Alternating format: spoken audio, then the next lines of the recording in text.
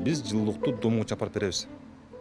Бирок тилек каршы домдун ичиндеги турбалар, стояктар, подвалындагы жана жылуулук системалар толуп калган колбаса болупчу. Азыр барып кессеңиз, ичи толо чыгат да.